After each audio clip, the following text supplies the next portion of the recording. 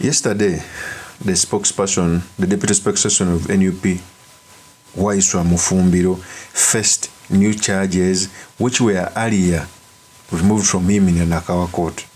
When he was brought in the Kanyanya Court, a fresh charge, a fresh crime was placed against him. In fact, is a tape.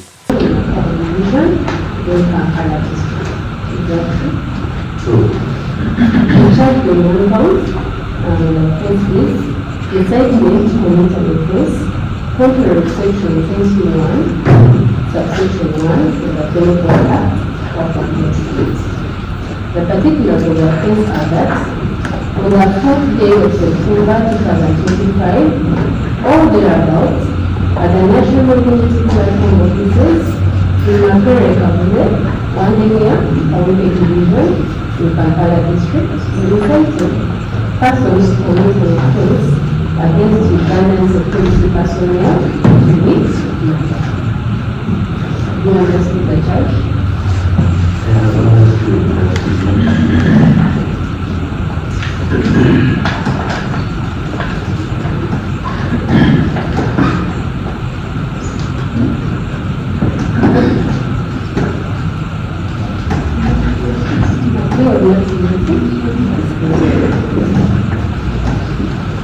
Yes, you watched I have a prayer to make.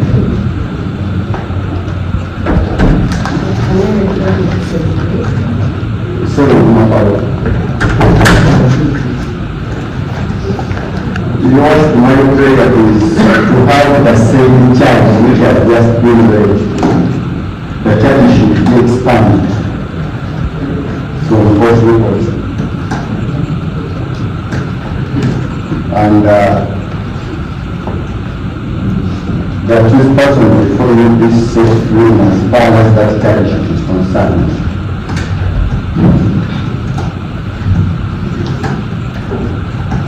For the following reasons. That is the judge when he was reading the case against Waiswa Mufumbiro.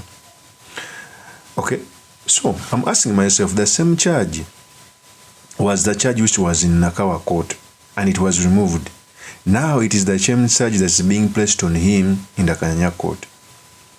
I don't normally want to talk about the merits and the demerits of the case, because if a case is in the court and you elaborate on it, you can be charged for sub judice. But I want to speak in the entirety of different political players facing obnoxious charges. The criminal justice system is being used by the regime. And I keep on telling people that the more these things continue of using white judiciary to solve political problems, it is going to bring anarchy in the country.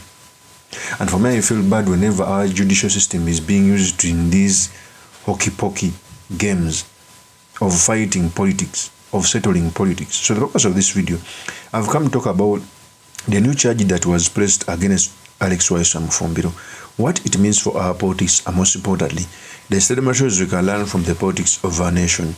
But before I do this, I want to let you know that if you're new to this channel, please subscribe.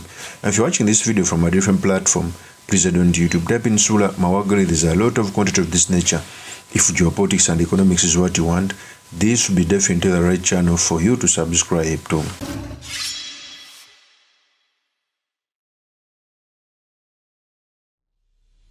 He's working underground. Remember that. He is not hiding. He's working underground. Yeah, man. Working underground. He's working underground. He is not hiding.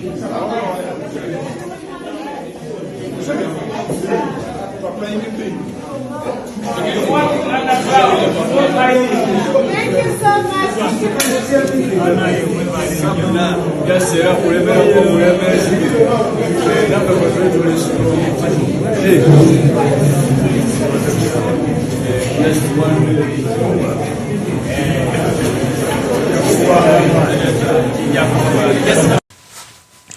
Remember, Waiswa Mufumbiro was arrested, I think, even before nomination. After the end of this February, I think it's going to make 6 months, soon making 6 months. But we all know since history, I keep on telling people that when they make an arrest on a political player, just look in history. History is replete by the NRM government arresting those it deems opposition. And after a long period of time in court battles, they normally either remove the case or the court comes out to say that they don't have any case. It is the reason as why in the history of all charges that have been placed on political players, court have never convicted anyone, like Dr. Kizza Besigye, Bobi Wine faced terrorism charges, etc. They have never convicted anyone.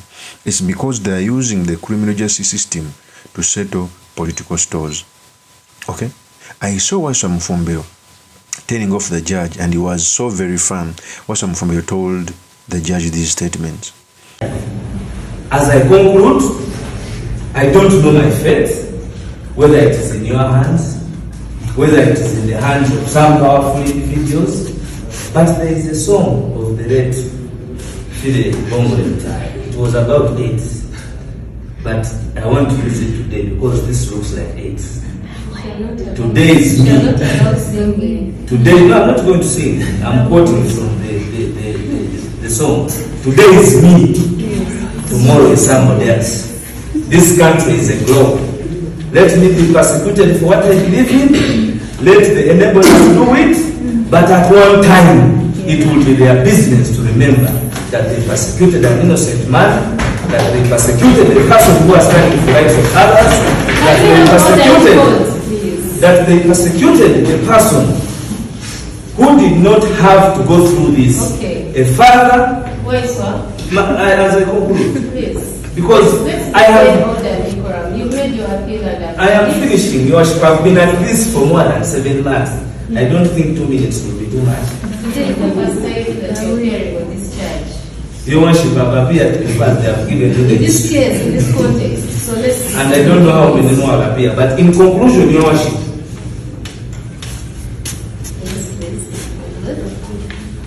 we will pray for Uganda. We will pray for court. We will pray for you. One day we will be vindicated.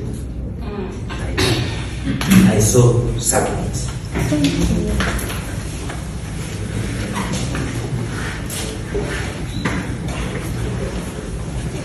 That is Alex Waiswa Mufumbiro. And his statements are right. Okay? Today it can be Waiswa Mufumbiro, tomorrow it can be the same judge. For me, I keep on telling people, I don't want normally talk about America, Britain, because they have been with democracy for over 200 years. Even here in Kenya, the court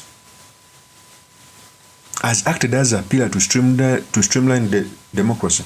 Democracy is not only built by politicians who sit in the executive. The judiciary has a room to build democracy. The reason as to why Kenya is where it is right now because the judiciary decided to do judicial activism.